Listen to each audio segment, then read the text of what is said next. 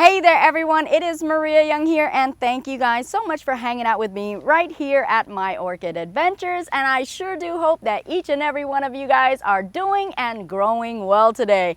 Now as for me, I do wish that it was a happier occasion, I really do. But I did decide to go to Lowe's and see and discover what they had there.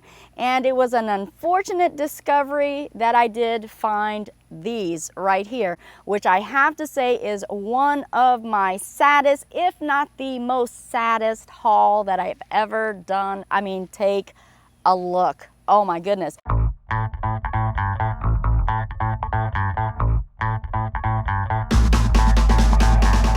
And you guys know that I've done some pretty sad hauls in attempt to save these beloved plants. But this one right here is really beyond me. I can't even imagine what I was thinking when I decided to bring these home. Well, yes, I can. I do have to be honest with you. When I seen these adorable little fellas right here, I do gotta tell you, beyond their flaws, beyond their very unfortunate situation, I could still see the beauty that they had, believe it or not. And it was not because of the plant that they were in this condition, not at all. As you guys know, when you guys go to big box stores, that a lot of times you will find plants in this condition and they're helpless. I mean, they can't do anything but succumb to their environment and their situation. So, you know, I look at these little poor orphans right here and I can't help but to get angered. And I look at them and I can imagine just how beautiful they were when they first arrived. And looking at this right now, this is just the skeletal remains of what they used to be and what their potential and capable is. So I definitely could not walk away from these and not have a guilty conscience. I mean, to be honest, that is what happened. I kept going back, I kept looking at it, and I just couldn't. And I said, you know what? I'm gonna take these on, even though they look like they are knocking on death's front door. I said, I'm gonna do all that I can do, and we're gonna take this challenge on together. So that's what we're gonna do today. Let's go ahead and take a closer look. I wanna show you guys these beloved new adopted pets that I have, and I wanna tell you a little bit more about them, and I wanna tell you how unique, beautiful, and marvelous they can be, and why I fell in love with these plants. Okay, so we're just gonna go ahead and take these right outside of these baggies right here so we can definitely have a closer look at them. And even taking a look at them in the condition that they're in, you know, at the verge of death here, you can definitely see how beautiful or what potential that they have of being such a striking and gorgeous ornamental plant, tree, or shrub. This is actually a type of cypress shrub right here. And it is so beautiful in their color. Of course, when they're in their prime, you'll notice them as a lime green, and as they become older, you'll notice them become a beautiful emerald green. And what's so fascinating about this type of cypress is it definitely has such a mesmerizing lemony pine scent. I mean, just a beautiful scent.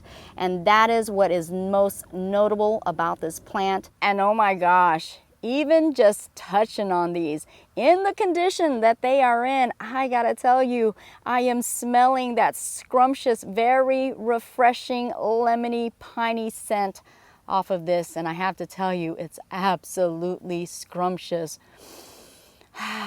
Can you smell it, guys? This plant right here is not commonly found every day. This is normally a holiday type of plant, grown seasonally or sold seasonally, and you'll find them being sold in the beginning of October and during the holiday season. So again, this is more of a holiday ornamental plant. As you can see, they are decorated within these pots or these containers right here, just in time to die for the holidays. Yeah, I know, guys, what a shame. They didn't even make it for the holidays. I'm like, what in the world was that all about? But anyways, I could just go on and on and on about how just moved in a negative way I am about this. Anyway, so normally these are sold during the holiday season. A lot of people enjoy them for the holidays. As you can see, they can be beautifully trimmed and shaped and cut down into toparies and Christmas tree like shapes, and sometimes you'll even find bows and little ornaments within them as well. So they are very festive and decorative and just really can add such a spice of life to your grow space indoors or also outdoors. Now, as you can see, these right here are completely dry, they're brittle, they're browned in color. Look at that. I mean, looking absolutely and completely dead. The only hope that we have here is if we take a close look, and I'll bring you right in there. Come on, let's take a close look. If we take a look inside, you will see that there are green within the center parts of the tree. Can you see that? Right there, it's green. Also within here, if we kind of dig really deep, there it goes. There's some green hidden amongst all of this dead brittle. Look at that, just breaking completely away. That's, oh, pathetic. How pathetic is that? Anyway, so this one right here, let's take a closer look into here as well. And let's see what we can find here. Again, you're seeing green deep within, deep within. So that indicates to me that there is a shred of hope in there. Quite a possibility, perhaps, at least that's wishful thinking. Now, it is said that this can be a little bit finicky. This does like a lot of moisture, and it doesn't like to go bone dry for long amounts of time. As a matter of fact, being bone dry for long amounts of time can be the seal or the nail within its coffin. So you definitely have to really monitor and make sure with the upkeep of these. So with that in mind, you know, I don't know what mission I've tackled on here or, you know, what I've taken on, but you know what, I just could not leave these behind. Oh my gosh, they're so beautiful. Even in the state that they're in, I can see the beauty that they have, and I just couldn't. My heart was just melting. And when I did see greenery within, I was like, oh no, I can't leave this behind. I can't leave them at their demise there at that garden center. I rather take my chance on this, and maybe by some leap of faith, some great hope, and with, of course, God's touch and divine blessing on this, perhaps indeed we may be able to save these. And if we take a look, I do want to show you the price that they had them for, which is $3 buckaroonies. I did go up to them and I did ask them for even more of a discount. I mean, come on, look. But I did ask them for a discount, and they discounted it to $1 a piece. So $3 for all three. Definitely worth the try here, guys, right? So, I mean, I just couldn't help myself. I had to do it. So we're gonna definitely see exactly if we can save these. And what I'm gonna do is I'm gonna go ahead and cut away all of these dead, dried areas right here, all of it. I mean, it's gonna get a severe buzz cut. It's gonna look clean shaven here, and we're just going to leave the barely green parts on this. And then of course, we are actually going to take this out of its media. This is so soppy wet, ridiculously soppy wet. And what happens in a lot of cases is they will continue to water these, even in their sealed container right there. I mean, that wrapping that has no holes whatsoever in there. So because it doesn't have any holes, where the heck do you think that water is going?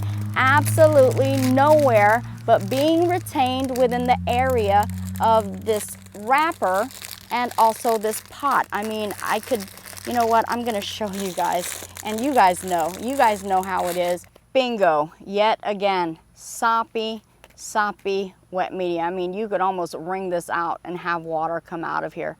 That is just so horrible. And that, my friend, is the reason why they are in the condition that they are in, because they're watering these plants with no way of draining the water out, so it stays in here, accumulates, and begins to rot out the plant. And take a look at this, guys. Number one, this weighs about a ton because it is just overly saturated with that water. But take a look.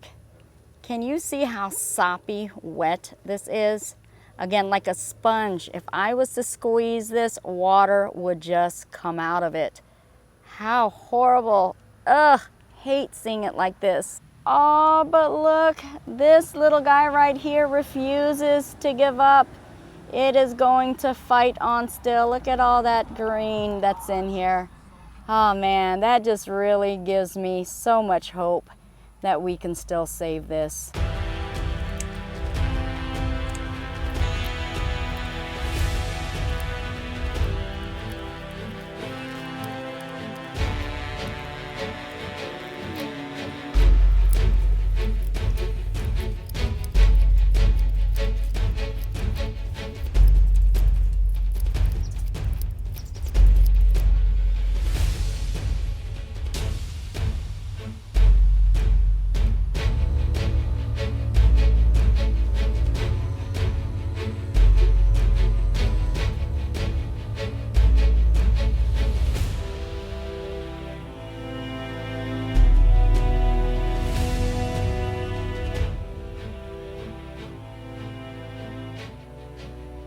And here it is, folks.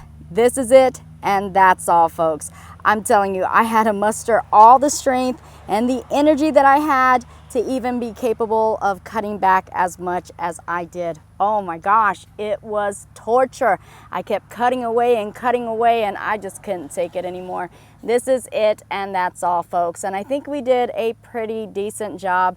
The remainder of the dieback will fall off on its own.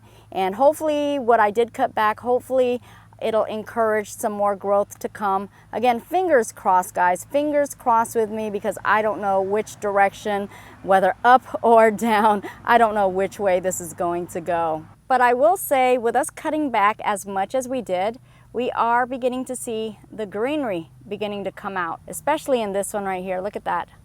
Look at all of that green. I think this was needed and definitely will serve its purpose. And we've actually literally taken out the media from the pot, as you can see right here. And this is actually the way that it's going to sit for a little bit, just allowing a little bit of some dry time to prevent the roots from sitting in that wet, very soppy media. Of course, I'm not going to let it go bone dry, but we're not going to allow it to sit in that saturated media. We're just not going to do that. And once it dries off enough, then I can begin to treat them with some sort of disinfectant, trying to remove any rotting issues going on there. And then of course, now after that is just simply the waiting game, guys. And these little fellows will have it made in the shade, as they will be resting, recouping, relaxing, and recovering within a brightly shaded area. They're gonna be on a well-rested vacay. And right here, folks, is some beautiful news, because despite of our little sad note today, I do have to tell you, I got this beautiful statue right here for $3 buckaroonies at a garage sale. And look how it's already beautifying my garden. How majestic and beautiful is this lion statue? You guys are gonna have to let me know exactly, what do you guys think about this rescue mission? How great of a chance do we have? And do you guys even think we have a chance at all at saving these? Also, if you guys have had experience with these types of toparies, these types of lemon cypress right here, please let me know that as well. Let me know if it was successful. Let me know what you've done, because I have to tell you, I am inexperienced with these types of plants, so any help I can get is going to be extremely useful. Also, I would like to know from you guys your experiences that you guys have had with these big box office stores.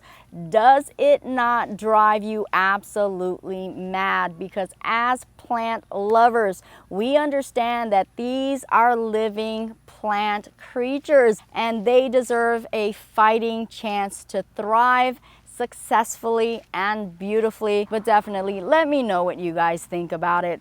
As you guys can see, I'm not too happy at all. Thank you guys so much for tuning in to yet another episode of My Orchid Adventures, and I hope you did like this video. If you did, please be sure to like, share, and also subscribe, and join me on my Facebook and also my Instagram under My Orchid Adventures. And as you guys already know, I do truly love and appreciate each and every one of you guys all, and I will see you guys later, and I also grow with you guys later on my next adventure. Bye-bye for now. Mwah.